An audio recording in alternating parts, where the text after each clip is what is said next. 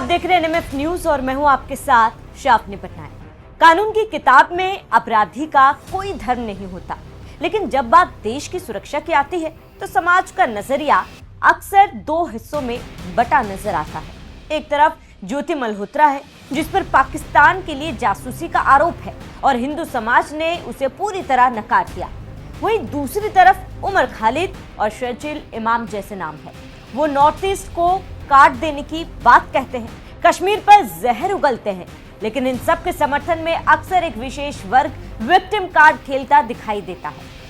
पहले भी दर्ज कर चुका हूं, 5 लाख लोग हमारे पास हो ऑर्गेनाइज्ड, तो हम हिंदुस्तान और नॉर्थ ईस्ट को परमानेंटली कट कर सकते हैं। पर हम परमानेंटली नहीं तो कम से कम 1 महीने के लिए तो कट कर ही सकते हैं। मतलब इतना मवाद डालो पटरियों पर, रोड पे, उनको हटाने में 1 महीना लगे। तो आज बात इसी मुद्दे पर करेंगे कि ज्योति मल्होत्रा की जमानत याचिका खारिज होने के बाद हिंदू क्यों हंगामा नहीं करते, जबकि उमर खालिद और शर्जिल इमाम की जमानत याचिका खारिज होते ही इतना बवाल इनके रहनुमा क्यों मचाते हैं। सबसे पहले बात ज्योति मल्होत्रा की करते हैं, जिसने भारतीय सेना की गोपनीय सूचनाएं पाकिस्तानी हैंडलर्स को मुहैया कराने का गंभीर अपराध किया, जिसके बाद उसे गिरफ्तार किया गया। जिसके बाद से लगातार ज्योति मल्होत्रा ने जमानत के लिए याचिकाएं डाली, लेकिन हर बार उसकी जमानत याचिका खारिज हो गई। लेकिन किसी हिंदू ने सवाल किया, कोर्ट पर सवाल उठाए, उसका जवाब है नहीं, क्योंकि हिंदू ज्योति मल्होत्रा को गद्दार मानते हैं। बात सिर्फ ज्योति मल्होत्रा की नहीं है, तमाम इस तरह की खबरें आप भी पढ़ते रहते होंगे और लोग भी जानते हैं कि सेना में काम करने वाला कोई अधिकारी हनी ट्रैप का शिकार हो गया और वो पकड़ा गया, या फिर इस तरह के जासूस जो पकड़े जाते हैं हनी ट्रैप के शिकार होते हुए इंपॉर्टेंट पदों पर। लेकिन कभी आपने सुना कि भारत का कोई हिंदू समाज या कोई संस्था ये कहता हो कि भाई अत्याचार हो गया, या फिर जाति के नाम पे कभी सुना कि भाई वो अधिकारी जाट था या गुर्जर था या ब्राह्मण था या दूसरा वैश्य था, उसको पकड़ा गया? कभी नहीं सुनते, क्योंकि एक आम भारतीय जनमानस ऐसे लोगों को गद्दार मानता है कि देश के साथ गद्दारी की तो सजा मिलेगी। ज्योति की गिरफ्तारी या जमानत याचिका खारिज होने पर किसी भी हिंदू संगठन या समाज ने सड़कों पर प्रदर्शन नहीं किया। इसे राष्ट्र गद्दारी मानकर समाज ने चुप्पी साधी और न्यायपालिका के फैसले का सम्मान किया।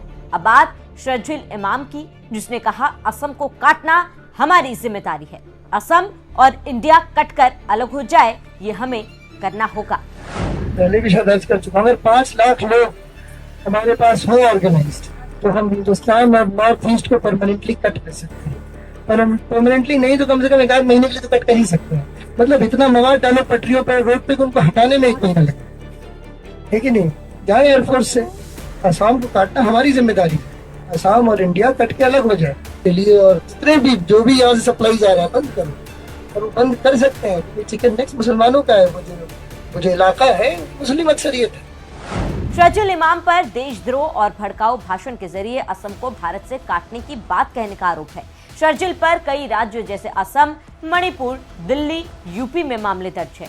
उसे कुछ मामलों में जमानत मिली है, लेकिन दिल्ली दंगों की बड़ी साजिश और देशद्रोह के मुख्य मामलों में उसकी जमानत कई बार खारिज हो चुकी है। और जब भी इनकी जमानत याचिकाएं खारिज होती है, इस देश के मुस्लिमों का एक बड़ा तबका कोर्ट के विरोध में बात करते हुए नजर आता है। हर फैसले पर केंद्र की मोदी सरकार को जिम्मेदार ठहराने लगता है।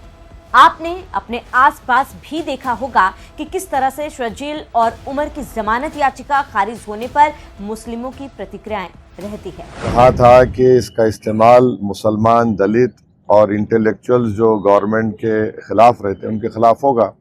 आप मेरी तकरीर उठाकर देखिए वो, और वैसे ही वह सुप्रीम कोर्ट ने जो उनको बेल डिनाई किया है वही सेक्शन 15 या 50 है वो उस वक्त के यूएपीए कानून का, तो वो पूरा सही साबित हुआ। ऐसे न जाने कितने बयान हैं जो आपको उमर खालिद, शर्जिल इमाम की जमानत याचिका खारिज होने पर सुनने को मिले जाएंगे, जो साफ दर्शाता है कि दोनों तरफ फर्क क्या है। सही कोई पकड़ा गया व्यक्ति मुस्लिम समाज से आ जाए, सिर्फ नाम उसका इस्लामिक होना चाहिए। इस देश में कुछ लोग ऐसे हैं जो एक नैरेटिव बनाने की कोशिश करते हैं, और हमेशा से। अब ये शर्जिल इमाम, उसका वीडियो वायरल है, वो सबके सामने कह रहा है कि नॉर्थ ईस्ट को काट देना है, रेलवे ट्रैक पे इतना मलबा भर देना है कि भारतीय सेना नॉर्थ ईस्ट पहुंच नहीं सके। या फिर आपने ये उमर खालिद का बयान सुना? ये क्या बोल रहा है? ये बोल रहा है कि भारतीय फौज ने जबरन कब्जा करके रखा है कश्मीर पे। तो जाहिर तौर पे ये सिडिशन वाला बयान है।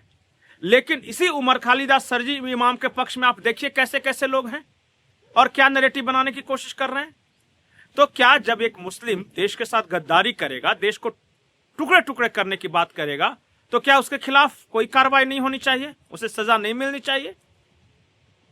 लेकिन हो रहा है इस देश में।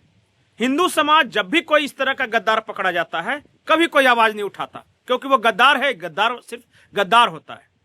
लेकिन मुस्लिम समाज में उस गद्दार के चेहरे के पीछे एक इस्लाम नजर आता है, मुसलमान नजर आता है। और यही इस देश की मूल समस्या है और उन लोगों की समस्या है। मतलब मुसलमान अगर कोई पकड़ा जाए तो वो इस्लाम के खिलाफ या उनके साथ अत्याचार हो गया। लेकिन अगर हिंदू कोई पकड़ा जाए तो किसी को कोई फर्क नहीं पड़ता, और हिंदू समाज में नहीं कहता, क्योंकि देश सबसे पहले, उसके बाद रिलीजन और उसके बाद कास्ट। तो एक तरफ हिंदुओं समाज ज्योति मल्होत्रा को गद्दार मानता है और उसके पक्ष में नहीं खड़ा होता, तो दूसरी तरफ वो है जिनके धर्म सबसे पहले है। बाकी बातें बात में ज्योति मल्होत्रा की 4 बार जमानत याचिका खारिज हो चुकी है। एक बार भी हिंदुओं ने आवाज नहीं उठाई। दिल्ली दंगे का आरोपी उमर खालिद की याचिका 6 बार खारिज हुई। शर्जिल इमाम की याचिका भी 4 बार खारिज हो चुकी है। इस बार बवाल क्या सवाल उठाए गए। इन बातों और आंकड़ों से साफ है कि न्यायपालिका केवल सबूतों के आधार पर काम करती है। लेकिन विडंबना देखिए, जहां एक जासूस के लिए हिंदू समाज कोई सहानुभूति नहीं रखता, वहीं देश को बांटने की बात करने वालों के लिए एक बड़ा वर्ग मानवाधिकारों की दुहाई देने लगता है। फिलहाल कानून अपना काम कर रहा है और अदालतें सबूत देख रही हैं। लेकिन समाज के तौर पर हमें यह सोचना होगा कि क्या देश की अखंडता से ऊपर कोई विचारधारा हो सकती है। बाकी इस खबर पर आपकी क्या राय है, हमें कमेंट कर जरूर बताएं।